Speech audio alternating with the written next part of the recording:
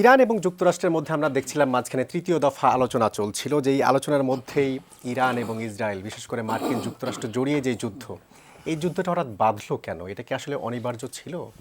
এই যুদ্ধটা অনিবার্য ছিল। যুদ্ধ ছাড়া সাম্রাজ্যবাদ টেকে না। সাম্রাজ্যবাদের জন্য যুদ্ধ লাগবে। যেমন মশার তার প্রজননের জন্য রক্ত লাগে, সব মশা কিন্তু রক্ত খায় না। মশা ওই মানে সাধারণত আমাদের গাছের রস খেয়েই বাঁচে, কিন্তু যখন তার ডিমটা পেটে হয়, ডিমের পুষ্টির জন্য তার রক্ত দরকার হয়, সে কারণে স্ত্রী মশারাই রক্ত বেশি খায়। সেরকম যদি পুঁজিবাদ সাম্রাজ্যবাদ টিকে থাকতে হয়, তার যদি বিস্তার লাভ করতে হয়, তার যুদ্ধ লাগবেই। যুদ্ধ না হলে সে অস্ত্র বিক্রি করতে পারবে না, যুদ্ধের মাধ্যমে সে ভূ রাজনৈতিক কর্তৃত্ব তৈরি করবে, যুদ্ধের মাধ্যমে সে প্রাকৃতিক সম্পদ, দুর্বল দেশগুলোর প্রাকৃতিক সম্পদ কবজা করবে, এবং তার যে মাসল ফ্লেক্সিং, তার যে শক্তি, এইটার দাপটের কাছে অন্যদেরকে নত হয়ে থাকতে বাধ্য করবে। ফলে war is inevitable in this, বলবো যে সিচুয়েশন, বা বলবো ইন দিস পলিটিক্যাল ইরা। এই ক্ষেত্রে যুদ্ধ করা ছাড়া আমেরিকার আসলে উপায়ই নাই। এর মধ্যে $31 ট্রিলিয়ন ঋণ, পৃথিবীর সবচেয়ে বড় সামরিক শক্তির দেশ, পৃথিবীর সবচেয়ে ঋণগ্রস্ত দেশ। এখন ঋণের টাকাটা শোধ দিতে হবে, শোধ দেবে কোত্থেকে? এই জন্য ভেনিজুয়েলাকে ধরো। ভেনিজুয়েলা হচ্ছে পৃথিবীর বৃহত্তম তেলের ভাণ্ডার, ভেনিজুয়েলা হচ্ছে পৃথিবীর দ্বিতীয় বৃহত্তম সোনার ভাণ্ডারের দেশ। ভেনিজুয়েলাতে এমন একটা খনিজ পদার্থ আছে যেটা আমরা এখন মোবাইলের যে চিপস ব্যবহার করি সেটার কাজে লাগে, সেটার পরিমাণ প্রায় $100 বিলিয়ন উপরে তার সম্পদ আছে।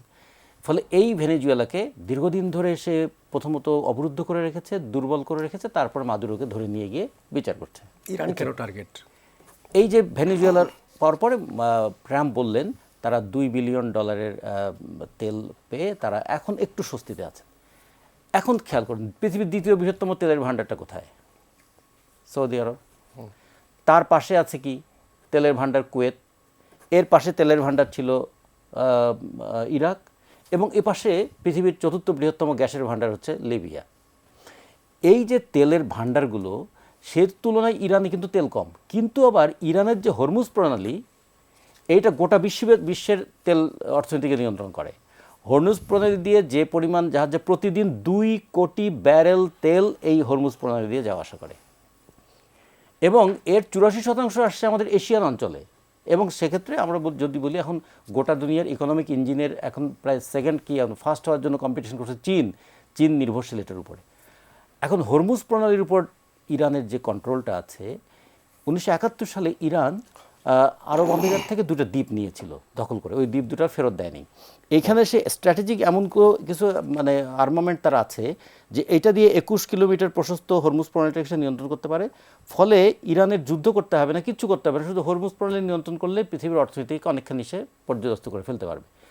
ফলে যখন বিশ্ব অর্থনীতিটা আবার মানে ওয়ান ইউনিপোলার ওয়ার্ল্ড থেকে এখন বাইপোলার, ট্রাইপোলার হয়ে যাচ্ছে, একদিকে চীন রাশিয়ার একটা সমঝোতা, এদিকে ভারত এই অঞ্চলের একটা বড় অর্থনৈতিক শক্তি, আবার ওইদিকে আমেরিকা নিয়ন্ত্রণ করতে চায় গোটা দুনিয়ার উপরে তেল সম্পদ নিয়ে।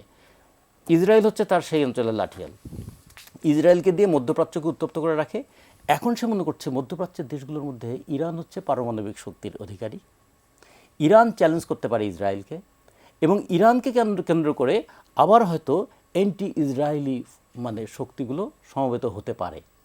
সে কারণে ইরানকে দুর্বল করে দেওয়া মানে হচ্ছে মধ্যপ্রাচ্যের তেলের উপর তার নিরঙ্কুশ কর্তৃত্ব প্রতিষ্ঠা করা। ইরানকে দুর্বল করতে পারা মানে হরমুজ প্রণালীর উপর নিয়ন্ত্রণ প্রতিষ্ঠা করা। গোটা পৃথিবীর অর্থনীতিটুকু বলে আমি শেষ করি, গোটা পৃথিবীর এই যে সামুদ্রিক যোগাযোগের ক্ষেত্রে 2টা খুবই গুরুত্বপূর্ণ, একটা হচ্ছে পানামা খাল, আর হচ্ছে হরমুজ প্রণালী। পানামা খালটার নিয়ন্ত্রণ নেওয়ার জন্য সে একসময় নরিয়াগাকে ধরে নিয়ে গিয়েছিল আমেরিকাতে, ওই পানামা এখন তার নিয়ন্ত্রণে আছে। এখন হরমুজটাকে তার নিয়ন্ত্রণে আনতে পারলে তাহলে সে মনে করবে শুধু সে মানে প্রাকৃতিক সম্পদের উপর নিয়ন্ত্রণ প্রতিষ্ঠা করছে তা না, সে শুধুমাত্র সামরিক শক্তি প্রয়োগ করছে তা না, স্ট্র্যাটেজিক পয়েন্টগুলোকে সে নিয়ন্ত্রণ করতে পারছে। এবং সেই দিক থেকে সে মনে করে তার যে ভঙ্গুর অর্থনীতি, আভ্যন্তরীণ দিক থেকে আমেরিকা যে পর্যুদস্ত হয়ে উঠেছে, সেই পর্যুদস্ত দশাটা কাটাতে পারবে। এবং এই ক্ষেত্রে ইরানকে টার্গেট করে এখানে পাশে পেয়েছে, আবার এখানে শিয়া সুন্নি বিরোধটাকেও সামনে নিয়ে এসেছে। এখানে সৌদি আরব, কুয়েত, কাতার এদেরকে আবার বলেছে এরকম, যেটা আবার শিয়া সুন্নি বিরোধটাকেও নিয়ে এসছে। মানে যত ধরনের কনফ্লিক্ট আছে আমাদের মানব জাতির মধ্যে, সব কনফ্লিক্টগুলোকে বাড়িয়ে তুলে শেষ কনফ্লিক্ট হচ্ছে ওয়ার, জি, যুদ্ধ। আপনার এবং এই যুদ্ধ হচ্ছে তেলের যুদ্ধ, তেলের জন্য রক্তপাত। এবং সেটারই একটা নতুন নিদর্শন আবার দেখলাম এই ইরানের উপর হামলার পত্রিকা।